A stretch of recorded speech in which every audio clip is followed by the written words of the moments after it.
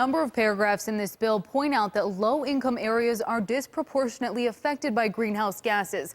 And local activists who went to Albany last week to rally in support of the law say action is long overdue. Lucy Velez just got back from Albany, rallying in support of the proposed Climate and Community Protection Act. We have a high rate of asthma and bronchitis, and now with the baby boomers, the COPD.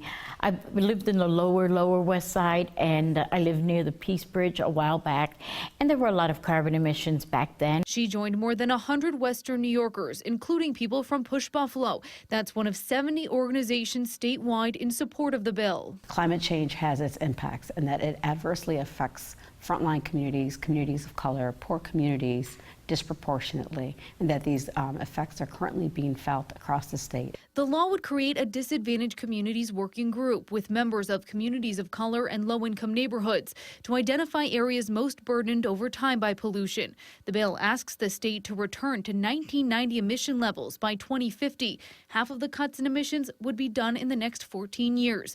Meanwhile, the state would transition to renewable energy systems. Again, that also means there'll be some really good jobs, so training opportunities.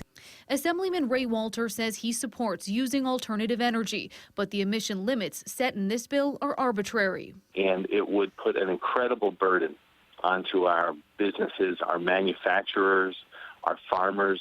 It would make it very difficult for them to do business. It would drive up the cost of energy, and there's no real plan to get to those lower emission standards without massive increases in energy costs. Ray Walter is one of 8 local assembly members who voted against it. He says the state needs to use windmills and solar energy in conjunction with natural gas and nuclear. The bill did pass through the assembly and is now in the Senate for a vote. Reporting live, Callan Gray, News 4 at 11.